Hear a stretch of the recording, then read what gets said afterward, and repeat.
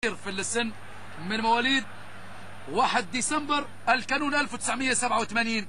ولا الكرة لمصلحة فريق الأهلي في المرمى. هدف تبديل الفارق أسامة الفزاني.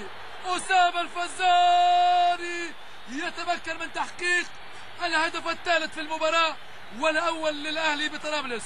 أسامة الفزاني أوبا بن صالح يتمكن من تحقيق هدف جميل. تمرير ولاحظوا أحمد سعد، دور كبير لأحمد سعد. أسامة الفزاني يرسل كرة، يخادع جمعة قطيط والكرة تعانق الشباك.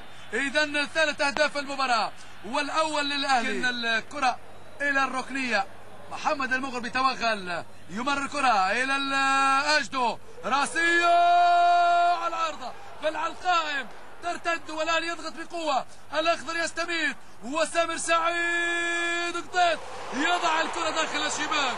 هدف التعادل، هدف التعادل للأهلي، هدف التعادل للأهلي، هدف التعادل للأهلي.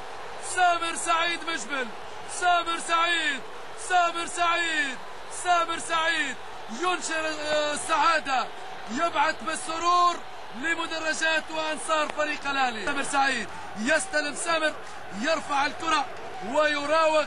لاحظوا سامر سعيد، مرور من أنيس، ولاحظوا جمعة قطيط، كرة صعبة هذه الكرة. جمعة قطيط يضع الكرة داخل الشباك. هدف التعادل، هدف التعادل لفريق الأهلي بطرابلس، هدف التعادل لفريق الأهلي بطرابلس. أحمد الآخر، أحمد سعد، أحمد سعد يمر الكرة، أحمد سعد، أحمد سعد، أحمد سعد في المرمى، في المرمى. هدف ثالث، هدف ثالث، هدف ثالث للأهلي بطرابلس.